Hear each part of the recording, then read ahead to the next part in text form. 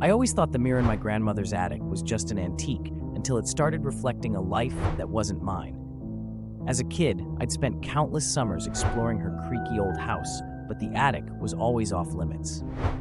One rainy afternoon, curiosity got the better of me.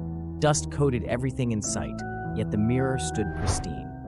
As I wiped away the grime, I noticed something unsettling. My reflection was there, but I was in a room I'd never seen before, surrounded by people I didn't recognize.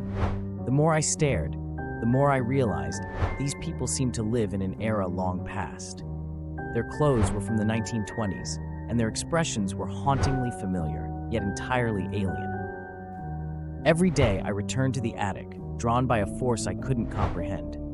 The mirror began to show me more. Dinners with laughter, arguments with tears, and dark secrets whispered in the dead of night. I tried to tell my grandmother, but she brushed it off as my imagination running wild. One night, I noticed my reflection in the mirror wasn't mimicking my movements. Instead, it beckoned me closer, mouthing words I couldn't hear but somehow understood. It wanted me to join them, to step into their world. Panic surged through me, but I felt an inexplicable pull. I tried to resist, yet every visit weakened my resolve. The line between their world and mine began to blur, and I feared losing myself entirely. The final straw came when I noticed my own family starting to change.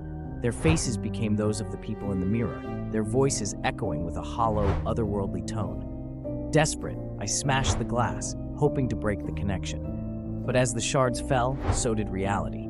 I was no longer in the attic, but in that distant past, trapped in a life that wasn't mine. The mirror had become my prison, and my only hope was that someone would find it, just as I did, and set me free.